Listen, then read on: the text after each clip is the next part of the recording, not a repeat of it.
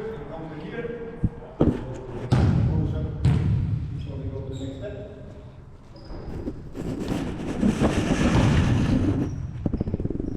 Here. One more this. Yeah.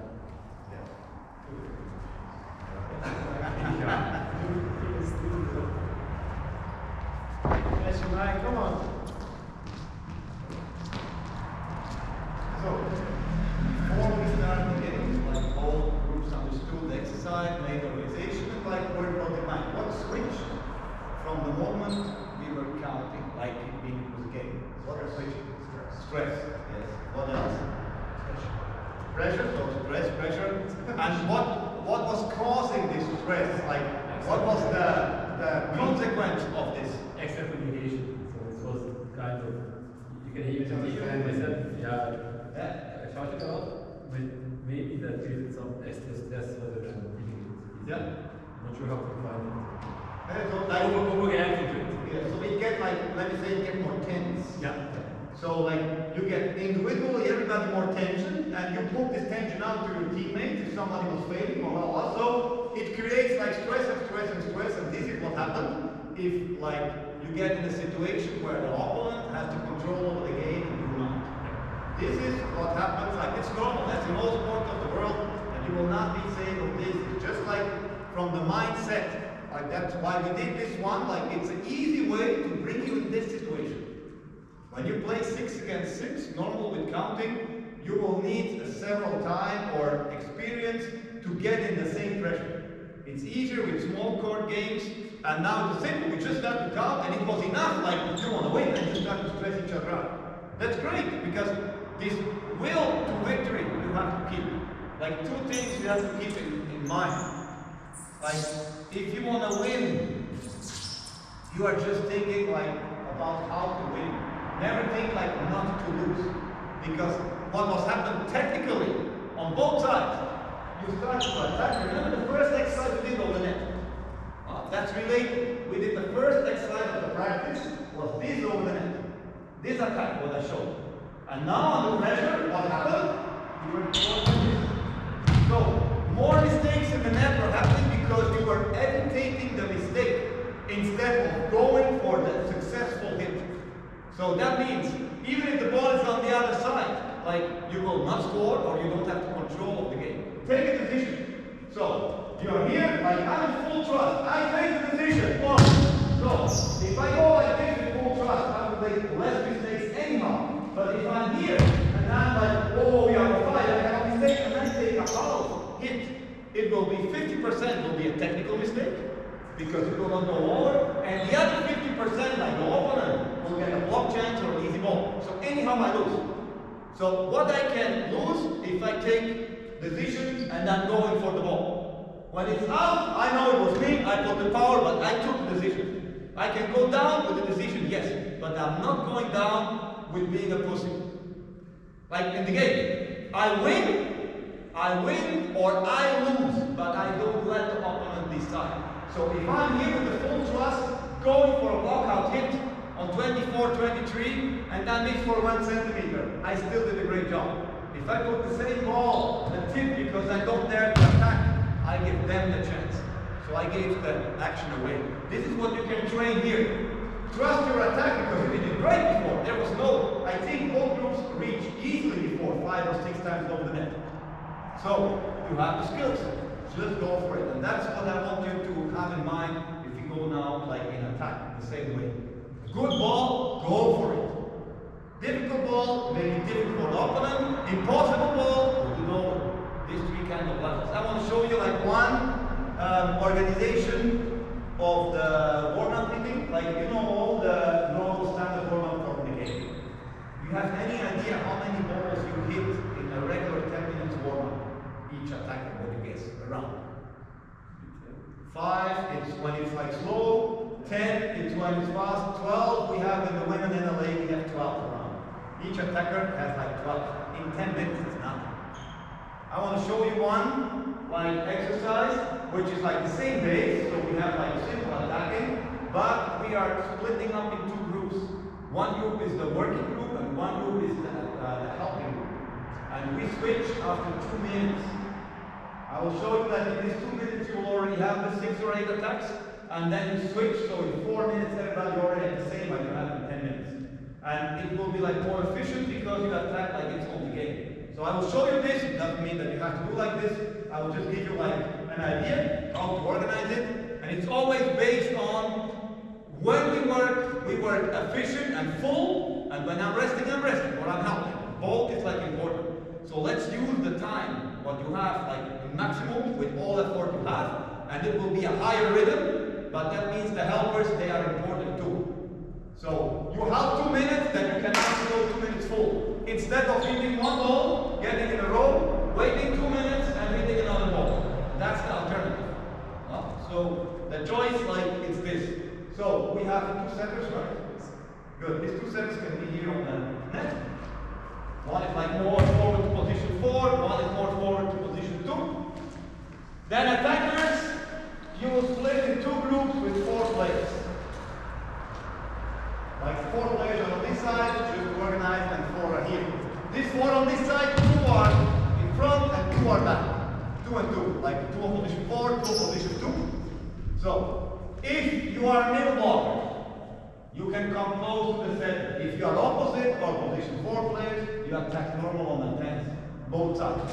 So it doesn't matter like where we start. We make in total, we make like 4 rounds. So you will stay on position 4 until we switch the groups. You will stay position 2 until we switch. Next time you go attack, you 2 switch. Okay? That's like the base. You will attack always 2 balls, the same player. The first is after reception.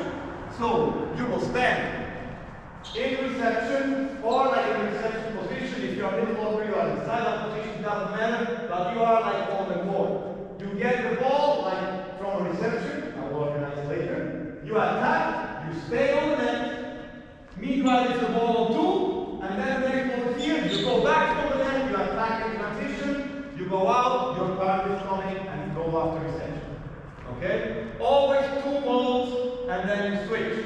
1 ball to 4, 1 ball to 2. 1 ball to 4, 1 ball to 2. And after 2 times, you go out. So you will always reception, attack, transition, attack, switch. Reception, attack, transition, attack, switch. Helpers, one of you is playing here the ball to the center. Not you. You 4 are focusing on attacking. So 1 is here, only 1. And 1 is here with the ball. The other 2 are responsible for the balls. That means you don't have to collect it everywhere, but it cannot bounce back. So wherever the ball is close to you, you take it, you put it there, and when it's rolling back, you stop it, and we can go for the rhythm. So you play 1 ball limit more to 4, 1 ball limit more to 2. I will show you like the rhythm what I wish to have, and then this is your job to play the ball like I'm playing now. Okay? So first ball is to 4. That means I try to speak loud for all positions what you're doing. You attack, you stay on the net. You attack, you stay on the net. Okay? Good. Ball to 4. Up. Ball to 2. Ball to 4. Ball to 2. Ball to 4. Ball to 2. Right. Ball to 4.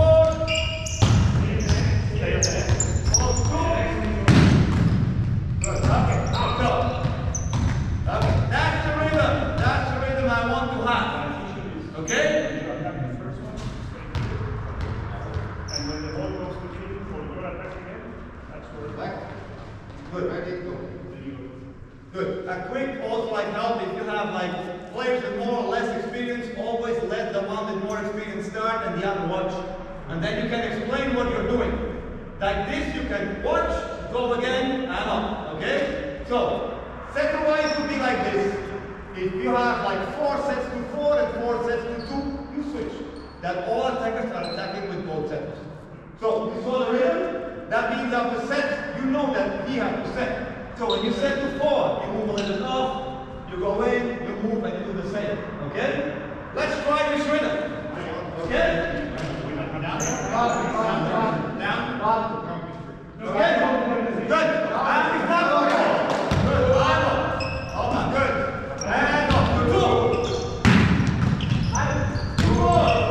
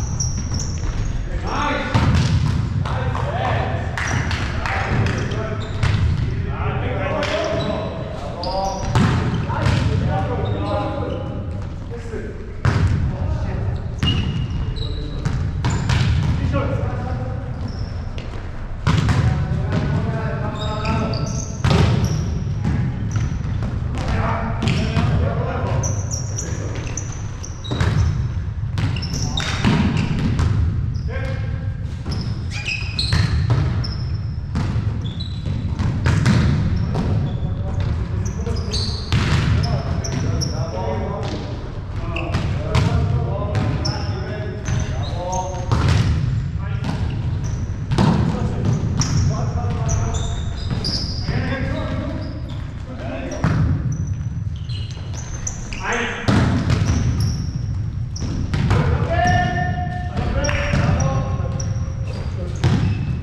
ist gut, das ist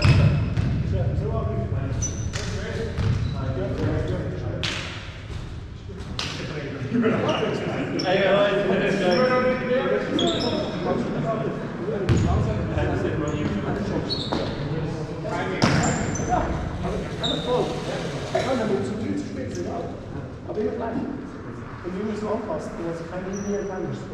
Das wird dann Fall ist, wie wenn man Weitschuh. Du läufst einfach durch. Wenn du zu weit bist, okay, dann machst du das mal wieder. Somebody has a plus. Yes, we have a bigger. Someone else. The nose of last year is different. Yes.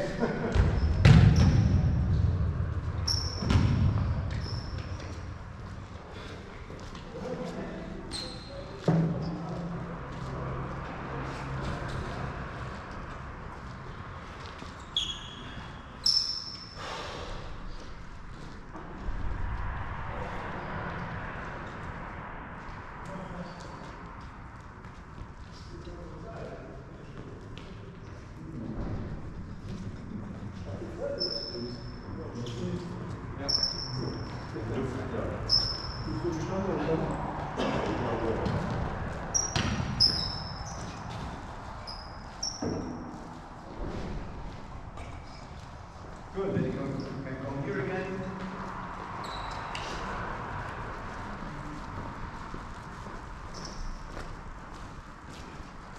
I know it's a lot because I'm giving you like stress.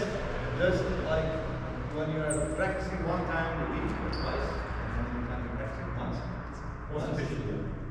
So I think like it's important to use the time like in the most efficient way.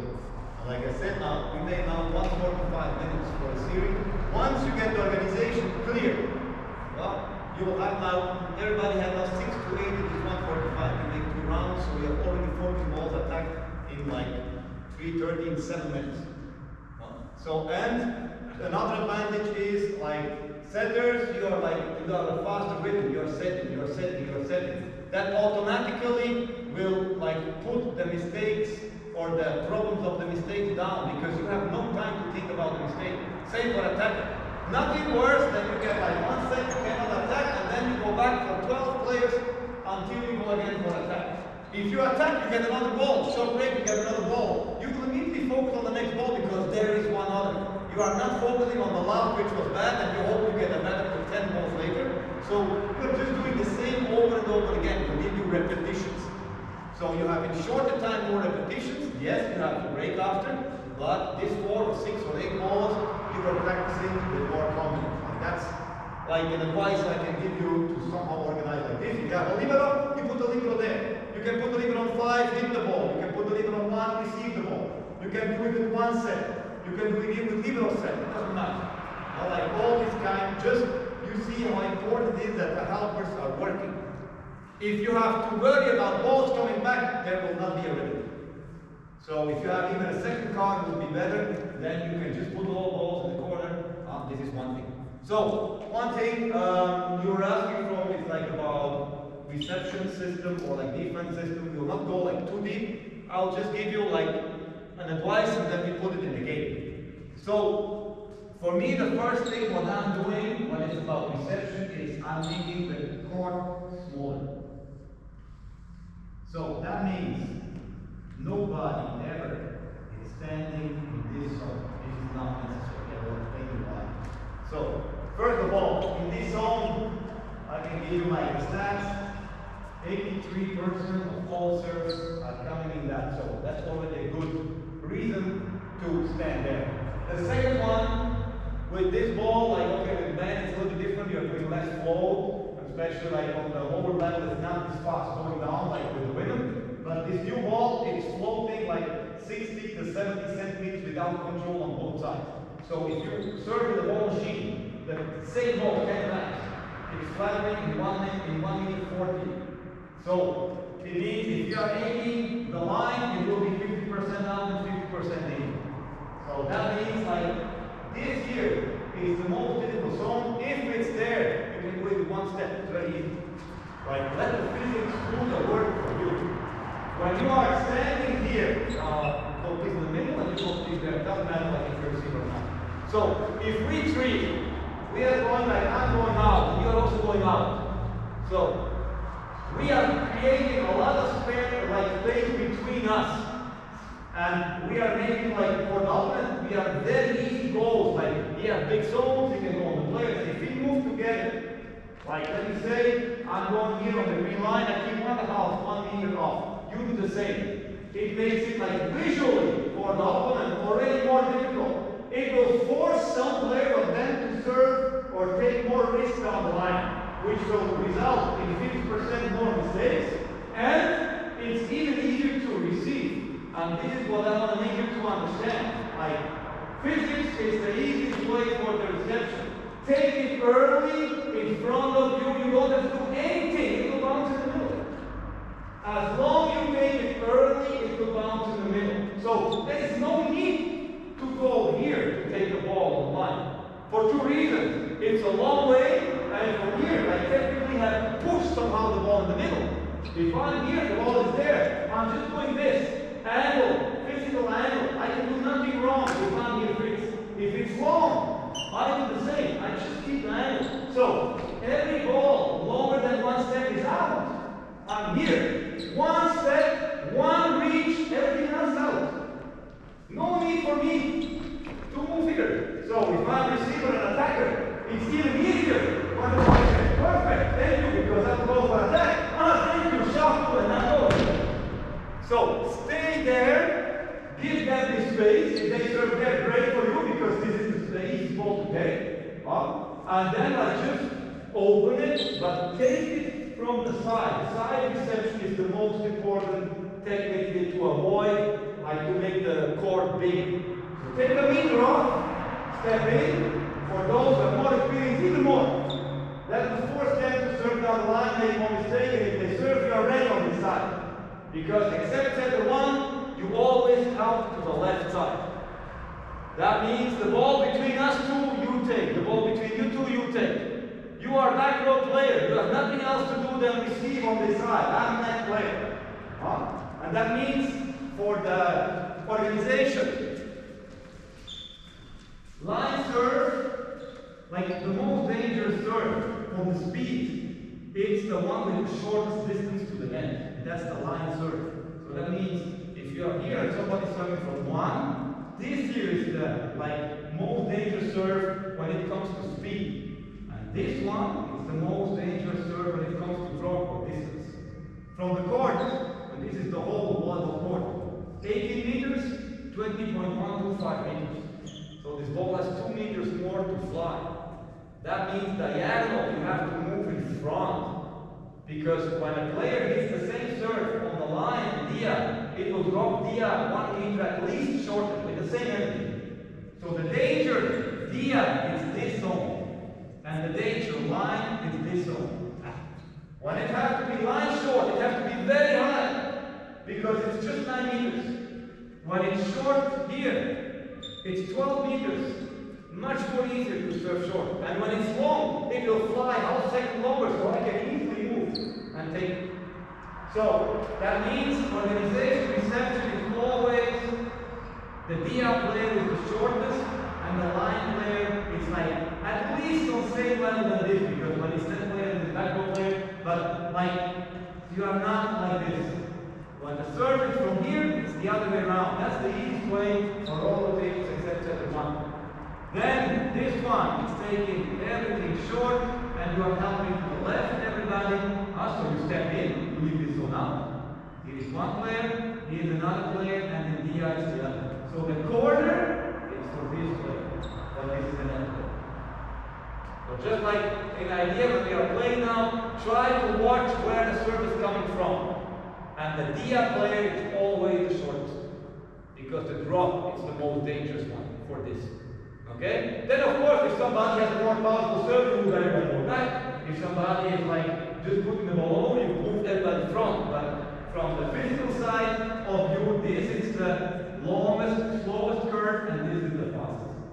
Just like from idea. So court smaller, and India player is the most in front, and we always help to the net player side.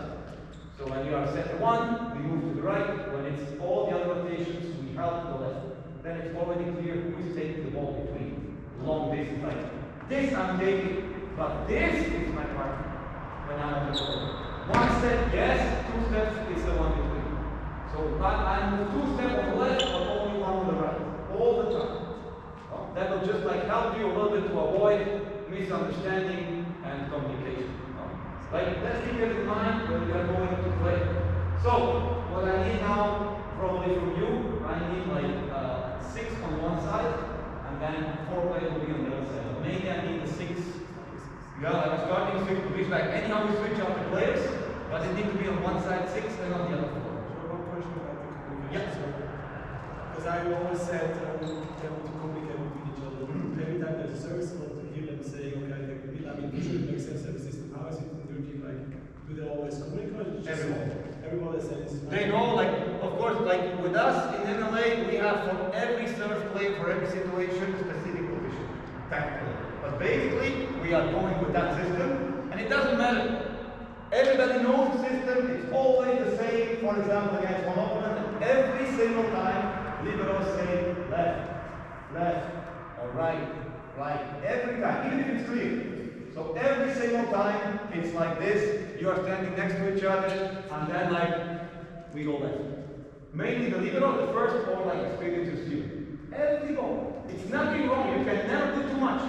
Every ball. Because maybe I did the last point that mistake. Maybe I'm busy with something stupid. We are humans, we are always busy with something stupid.